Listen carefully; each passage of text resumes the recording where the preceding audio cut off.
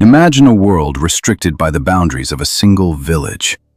A world where the horizon is the edge of the known universe, and anything beyond the tree line is a realm of myth and danger.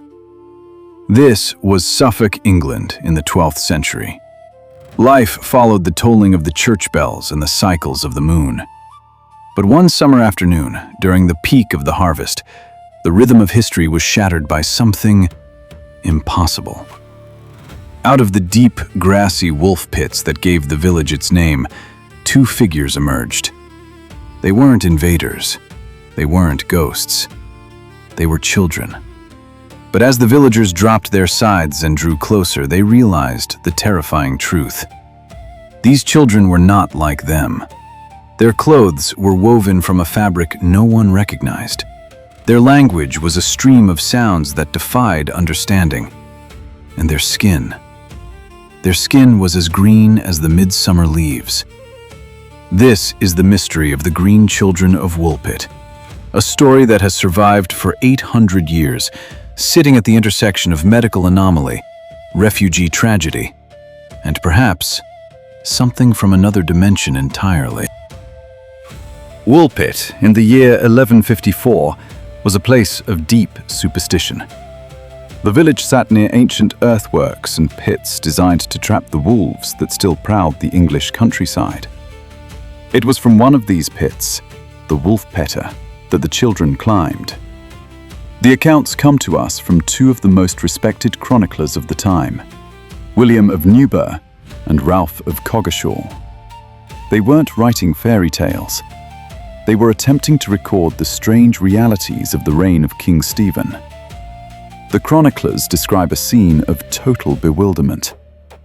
The villagers surrounded the pair, a boy and a girl. They were weeping, clutching each other in a state of absolute terror. When the sun hit their faces, they squinted in pain, as if the daylight itself was a physical assault. The most striking feature, of course, was the pigmentation. It wasn't a smudge of dye or a coat of paint. It was the skin itself, a vibrant, unnatural green. The crowd grew. Some whispered of demons, others of fairies.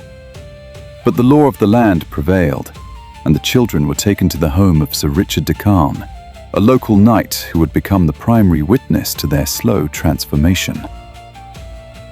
Inside the stone walls of Sir Richard's manor, the mystery only deepened. The children were starving, their ribs pressed against their translucent green skin. But when the finest bread, meat, and wine were placed before them, they turned away in disgust. For days, they reached for nothing. They seemed prepared to wither away and die in a world they clearly did not belong to. Until the servants brought in a harvest of fresh beans, still attached to their stalks. The children erupted with excitement, but they didn't look for the beans themselves. They tore open the stalks, searching for the food inside the stems. When they found nothing there, they began to weep again. It was only when a villager showed them how to open the pods that they began to eat. For months, they refused every other form of sustenance. They lived entirely on green beans. As the boy and girl slowly regained their strength, the first phase of their transformation began. The boy, younger and more fragile, could not cope with the transition. He remained melancholy, trapped in a deep, silent depression. Despite the night's scare, he eventually succumbed to a mysterious illness and died. But the girl thrived, and as she began to eat the local food of Suffolk, the green began to fade from her skin, like a shadow retreating before the sun. As her skin turned to the pale cream of a typical English peasant, and as she mastered the local tongue, the girl finally provided the answers the village had been waiting for. But her testimony only made the mystery more chilling. She was asked where she came from. She called it St. Martin's Land. According to her, it was a place where the sun never shone. There was no bright noon, no golden sunset. It was a world of eternal twilight, a dim, peaceful luminescence that bathed everything in a soft glow. She described a vast, luminous river that separated her land from another, brighter country. "How did you get here?" they asked. She told a story of wandering. She and her brother had been tending to their father's cattle in the twilight fields. They heard a sound, a thunderous, overwhelming noise like the ringing of bells. They followed the sound into a cavern. They wandered through the darkness for what felt like hours, following the echo of the bells, until they suddenly emerged into the blinding, agonizing light of Woolpit. The bells they heard?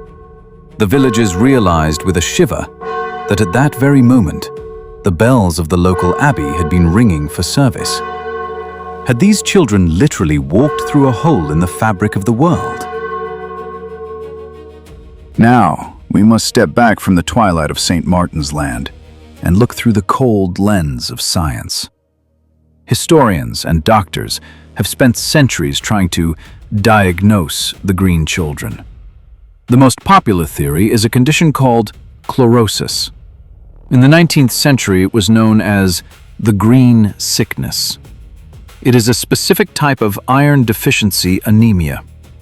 When the body is severely deprived of iron, the skin can take on a distinct, sallow, greenish-yellow tint. This would explain why the children's skin changed color once they started eating a balanced diet in the knight's manner. But what about the beans and the strange language? Some suggest the children were descendants of Flemish immigrants.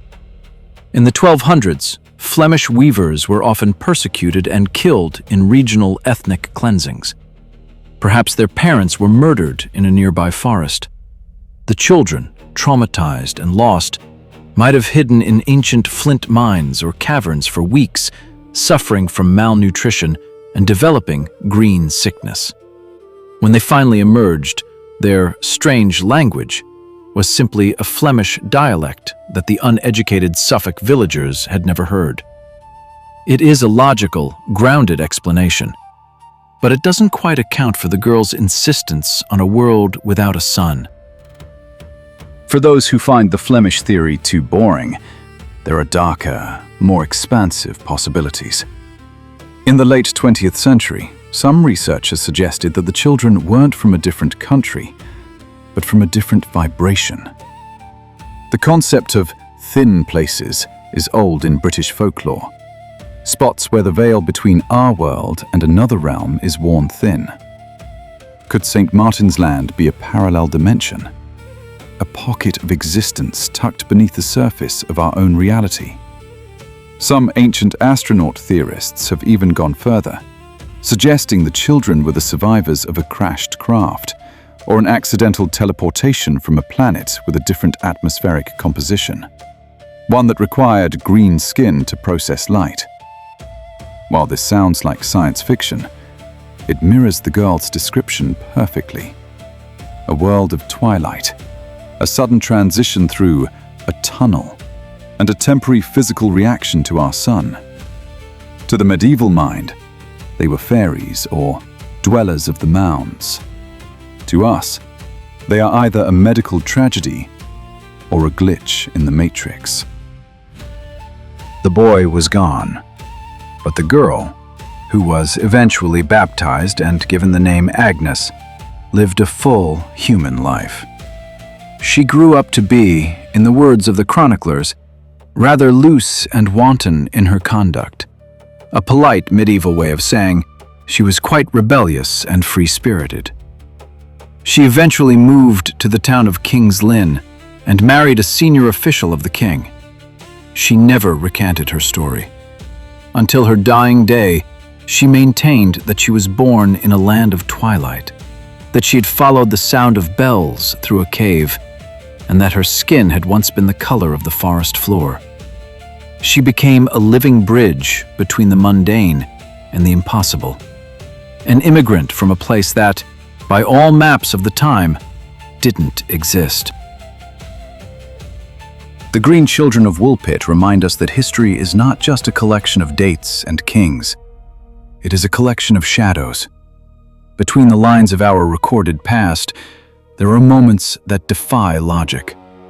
Was Agnes a survivor of a forgotten massacre, her skin turned green by hunger and fear? Or was she a traveler from a world we are not yet equipped to understand? If you travel to Woolpit today, you will see the children on the village sign, a permanent tribute to the day the impossible walked out of a pit. If you enjoyed this deep dive into the obscure, subscribe to Obscure Ages. Join us as we peel back the layers of the past, one mystery at a time. Until the next story, keep your eyes on the shadows. You never know what might be looking back.